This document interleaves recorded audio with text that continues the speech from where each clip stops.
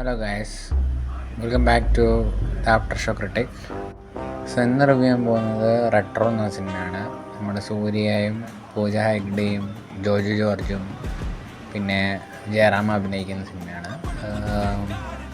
സിനിമയ്ക്ക് അധികം ഹൈപ്പൊന്നും അല്ലെങ്കിലും കൊടുത്തിട്ടില്ല, പക്ഷേ ഇറ്റ് വാസ് ഒരു സിമ്പിൾ സ്റ്റോറി. ഒരു റെട്രോ എന്ന ആ ഒരു വാക്കിനുള്ള ജസ്റ്റിഫിക്കേഷൻ ആ ഒരു സിനിമയ്ക്ക് കൊടുത്തില്ല.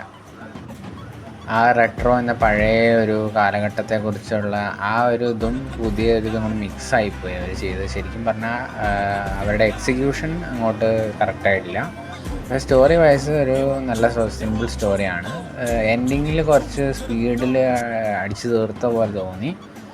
പക്ഷേ എൻഡിങ് നോട്ടൊരു ഒരു എന്താ പറയുക, ഒരു ഹാപ്പി എൻഡിങ് എന്ന രീതിയിലാണ് എൻഡിങ് ചെയ്തത്. അത് ഒരു മേക്കപ്പ് ചെയ്ത പോലെ തന്നെ ഓടിച്ചു വിട്ടെങ്കിലും ഒരു കറക്റ്റായിട്ട് നിർത്തിയ രീതിയിൽ സിനിമ ക്ലോസ് ആയിട്ടുണ്ട്. പക്ഷേ എക്സിക്യൂഷൻ കുറച്ച് ബെറ്റർ ആക്കായിരുന്നു.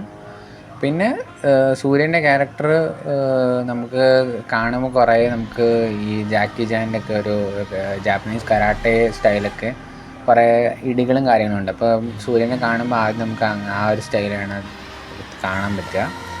പിന്നെ ലവ്, ബിട്രയൽ, ഹെയ്റ്റ്, അങ്ങനെ ഓരോരോ കാര്യങ്ങളും. പിന്നെ ലാഫ്റ്റർ എന്നൊരു പോയിൻ്റ് നിന്ന് പകുതി സിനിമ വരെ നന്നായിരുന്നു. പകുതി കഴിഞ്ഞിട്ട് അങ്ങോട്ട് റെഡിയായി. പക്ഷേ പകുതി സിനിമയിൽ വരുന്ന ഈ ലാഫ്റ്റർ എന്നൊരു പോയിൻ്റ് എൻഡിങ്ങിൽ ആ ലാഫ്റ്ററിൽ നിന്ന് തന്നെ ക്ലോസ് ചെയ്യുകയാണ് ചെയ്തത്. സോ എൻ്റെ ഒരു അഭിപ്രായത്തിൽ ഈ സിനിമയ്ക്ക് ഞാൻ out of 10 I would give a 7.5. So അടുത്തൊരു വീഡിയോ ആയിട്ട് വരുന്നവരേക്കും bye from the after show critic. Thank U.